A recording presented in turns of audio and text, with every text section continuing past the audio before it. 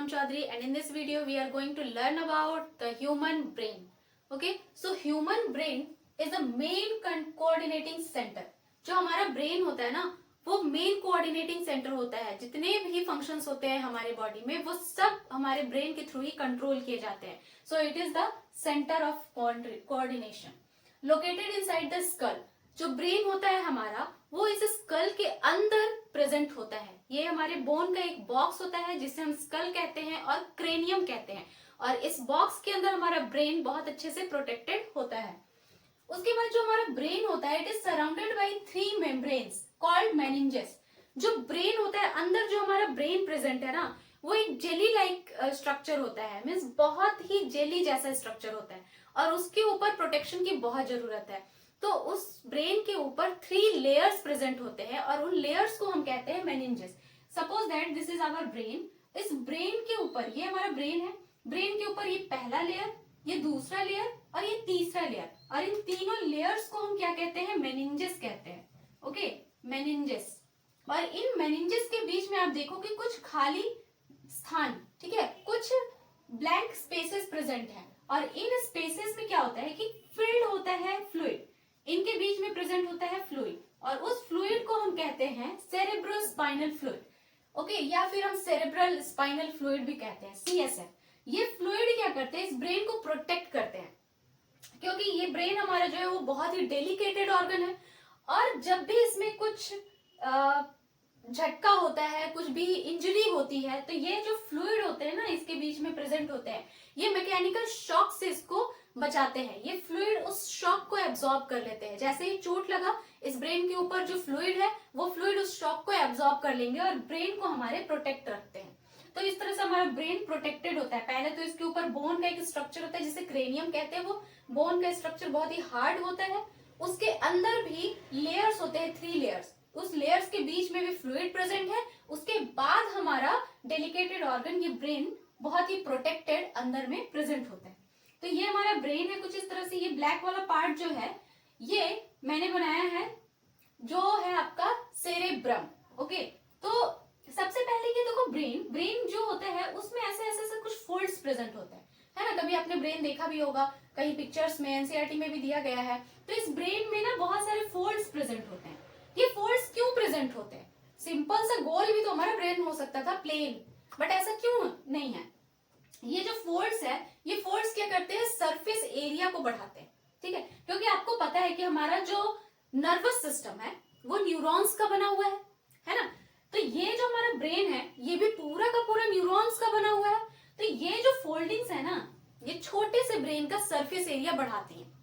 तो surface area बढ़ाने से, जैसे हमारे इंटेस्टाइन में विलाई प्रेजेंट था जो सरफेस एरिया को बढ़ा रहा था, सेम उसी तरह ये फोल्डिंग्स क्या कर रहे हैं? सरफेस एरिया को बढ़ा रहे ताकि ज्यादा से ज्यादा न्यूरॉन्स उसमें फिट हो सके.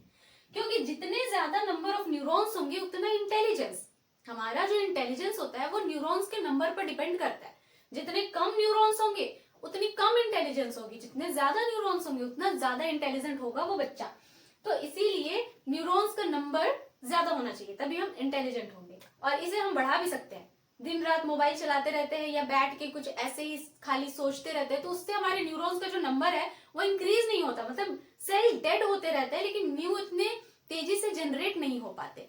वहीं अगर हम क्रिएटिविटी करें, कुछ पजल्स सॉल्व करें, कुछ हार्ड मैथ्स सॉल्व करें या फिर कुछ एक्टिविटीज करें तो उससे क्या होता है कि हमारे जो न्यूरॉन्स हैं वो ज्यादा से ज्यादा डिवाइड होंगे और उनके नंबर इंक्रीज होंगे. तो हमारे इंटेलिजेंस भी इंक्रीज होगा. तो ये था कुछ हमारा ब्रेन.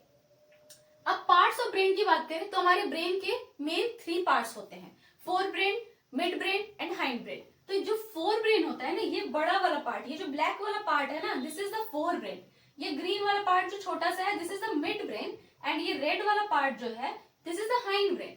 हाइंड ब्रेन के 3 पार्ट होते हैं further, cerebellum, pons, medulla. This is the cerebrum, this is the cerebellum. Cerebellum hindbrain का पार्ट है और सेरेब्रम फोर ब्रेन है हमारा. ये बड़ा वाला पार्ट जो है ये फोर ब्रेन है और मिड ब्रेन अंदर में प्रेजेंट होता है छोटा सा और जो हमारा हाइंड ब्रेन है वो पीछे प्रेजेंट होता है. ठीक है, छोटा दिमाग. तो ये जो आपका सेरेब्रम है ना कुछ इस तरह का दिखता है अगर हम इसको ऊपर से देखें ऐसे तो. ठीक है, this is the side view, इधर से देख रहे हैं और जब हम इसको ऊपर से देखेंगे तो ये इस तरह का दिखेगा.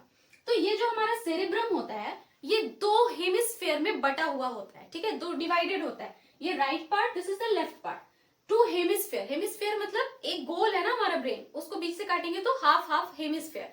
तो ये जो हेमिस्फेयर है ये पूरा अलग नहीं होता, ये जुड़ा होता है, ठीक है, बस ये टू हेमिस्फेयर जैसा दिखता है, बीच में जुड़ा होता है। तो ये जो जुड़ा होता है ना, ये बीच में जो पार्ट होता है इसको बोलते हैं लॉन्गिट्यूडनल फिशर। लॉन्गिट्यूडनल फिशर के थ्रू ये कनेक्टेड होता है दो हेमिस्फेयर।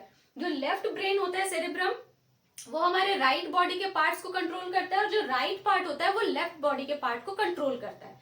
तो ये जो फोर ब्रेन है हमारा सबसे लार्जेस्ट पार्ट होता है, जिसको सेरेब्रम कहते हैं।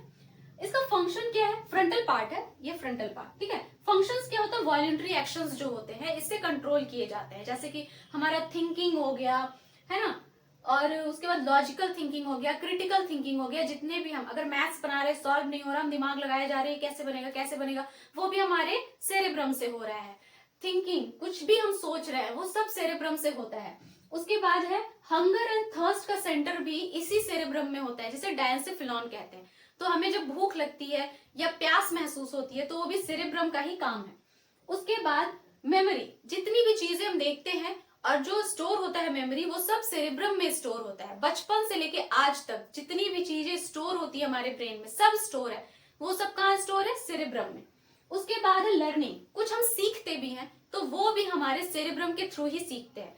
उसके बाद ऑडियो विजुअल इंफॉर्मेशन, जो हम सुनते हैं या हम जो देखते हैं उसकी इंफॉर्मेशन भी हमारे सेरेब्रम में स्टोर होती है। सपोज दैट कि हमने बचपन में कुछ देखा था या बहुत साल पहले हमने किसी को देखा था, उसके बाद हमने उसको नहीं देखा, लेकिन वो इंफॉर्मेशन तो स्टोर हो गई ना हमारे सेरेब्रम में। दोबारा हम जब उनको देखते हैं या उस चीज को देखते हैं तो हमें याद आ जाता है कि ये चीज है।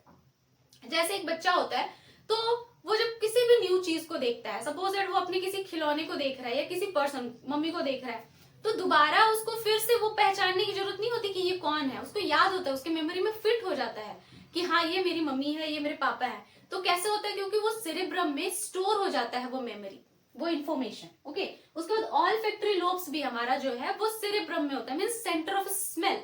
जब हम किसी स्मेल को सूंघते हैं तो वो जो इन्फॉर्मेशन है वो भी हमारे सेरेब्रम में ही स्टोर होता है। हमने बहुत साल पहले कोई फ्रेग्रेंस था जो सूंघा था और आज फिर से हम उसको सूंघ रहे, तो हमारे मेमोरी में वो स्टोर होता है, तो हमें पता चल जाता है अच्छा ये तो उस चीज की स्मेल है ना, तो वो भी हमारे सेरेब्रम में ही स्टोर होता है। सेकेंड पार्ट है हमारे ब्रेन का मिड ब्रेन। मिड ब्रेन जो होता है, यहाँ पर देखिए, दिस ब्लैक वाला part is the cerebrum which is fore brain. ये ग्रीन वाला पार्ट जो है ये छोटा सा, this is the mid brain. अब मिड ब्रेन का क्या फंक्शन होता है? Relay information between fore brain and hind brain.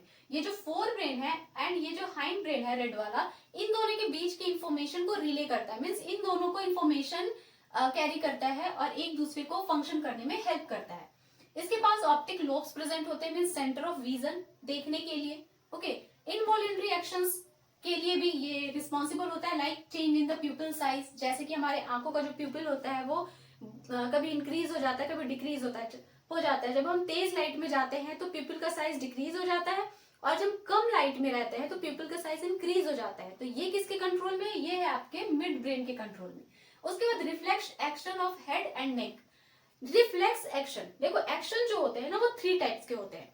सबसे पहले एक होता है वॉल्यूंटरी एक्शंस। वॉल्यूंटरी एक्शंस वो होते हैं जो हमारे विल के अकॉर्डिंग काम करते हैं, मीन्स हमारे हैंड का मूवमेंट। मुझे अभी लिखना है, फिर मैं चाहूंगी कि मुझे नहीं लिखना है तो उसको स्टॉप कर लूंगी। चलना है, जब मन करेगा तो चल सकते हैं, अगर थक गए हैं, बैठने का मन है तो बैठ सकते हैं। तो ये सब हमारे विल के अकॉर्डिंग होता है, अपने आप नहीं होता कि मेरा हाथ अपने आप उठ के और ऐसे लिख रहा है या हम खुद ब खुद चल रहे हैं, ऐसा नहीं है, ठीक है। तो वैसे एक्शन जो हमारे विल के अकॉर्डिंग काम करते हैं उनको बोलते हैं वॉल्यूंटरी एक्शंस।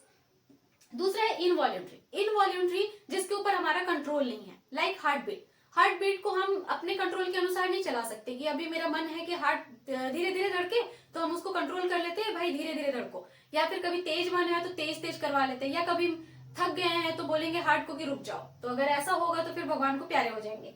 तो ऐसे जो एक्शंस होते हैं, जैसे हमने खाना खाया तो डाइजेशन का प्रोसेस है, हमारे स्टमक, इंटेस्टाइन, ये हमारे विल के अकॉर्डिंग काम नहीं करते, वो अपने आप काम करेंगे, हम रोक नहीं सकते उसको, ठीक है। तो ऐसे एक्शंस को हम बोलते हैं इनवॉल्यूंटरी एक्शंस। रिफ्लेक्स एक्शंस वो एक्शंस होते हैं जो सडन हो जाते हैं, जैसे कि अभी हम बैठे हुए हैं और किसी मच्छर ने आकर काटा, तो हम सोचते भी नहीं है कि वहां हमें क्या करना है या क्या नहीं, हम बिना देखे ही जहां पर हमें मच्छर काटता है हम उसको तुरंत भगाने की कोशिश करते हैं या मारने की कोशिश करते हैं। तो वो जो सडन एक्शन या रिएक्शन होता है, तो ऐसा जो रिएक्शन होता है ना, तो वो सडन रिएक्शन होता है, सडन एक्शन या रिएक्शन होता है, तो उसको बोलते हैं रिफ्लेक्स एक्शन। तो वो हमारे हेड और नेक का जो रिफ्लेक्स एक्शन होता है वो कंट्रोल होता है हमारे मिड ब्रेन के थ्रू। थर्ड पार्ट है हमारा हाइंड ब्रेन। हाइंड ब्रेन जो पोस्टेरियर पार्ट है, पीछे का पार्ट है, ये रेड वाला पार्ट, जहां से हमारा स्पाइनल कॉर्ड भी अराइज होता है। इसके फर्दर 3 पार्ट्स हैं, cerebellum, medulla oblongata and pons. ठीक है, this is the cerebellum, this is the pons and नीचे सबसे नीचे वाला पार्ट होता है मेड्यूला ऑब्लिंगेटा। तो जो सेरेबेलम होता है वो posture and balance of our body को मेंटेन करता है। मीन्स अगर हम ऐसे खड़े हैं तो हमारे बॉडी का एक पोस्चर है, ऐसा नहीं कि हम हिल रहे हैं ऐसे वैसे। ठीक है, तो एक पोस्चर मेंटेन होता है, बैलेंस होता है हमारा बॉडी, तो वो मेंटेन किया जाता है सेरेबेलम के थ्रू। अगर वहां पर चोट लगी तो फिर बॉडी का पोस्चर बिगड़ जाएगा, हम ठीक से खड़े नहीं हो पाएंगे, बैठ नहीं पाएंगे। तो पीछे के छोटा दिमाग में अगर चोट लगता है तो यही सब होता है, पोस्चर बैलेंस बिगड़ जाता है। उसके बाद मेड्यूला ऑब्लिंगेटा, हाँ, और ये स्पीच को भी कंट्रोल करता है, जो हम बोलते हैं ना, तो ये स्पीच भी कंट्रोल होता है आपके सेरेबेलम के थ्रू। उसके बाद मेड्यूला ऑब्लिंगेटा, ये involuntary actions like sneezing, vomiting, इस तरह के एक्शंस को ये कंट्रोल करता है। छींकते हैं हम तो उस पर भी हमारा कंट्रोल नहीं है, जब छींक आना होगा आ जाएगा। या फिर वॉमिटिंग जब फील होता है तो हम उसको कंट्रोल नहीं कर सकते, अगर वो वॉमिटिंग आना है तो वो आ ही जाएगा, तो वो कंट्रोल होता है मेड्यूला ऑब्लिंगेटा के थ्रू। नेक्स्ट है पोन्स। पोन्स ये यहाँ पर छोटा वाला पार्ट, पोन्स क्या करता है, relay information between cerebellum and medulla oblongata. जो सेरेबेलम और मेड्यूला ऑब्लिंगेटा जो अपने अपने काम को कर रहे हैं, उनके इंफॉर्मेशन को रिले करता है पोन्स, दोनों को काम करने में हेल्प करवाता है। ओके, तो ये थे हमारे कुछ ब्रेन के parts. I hope this lecture found helpful to you. If you like the video then hit the like button and do subscribe my channel. मिलते हैं नेक्स्ट वीडियो में, तब तक के लिए bye bye and take care.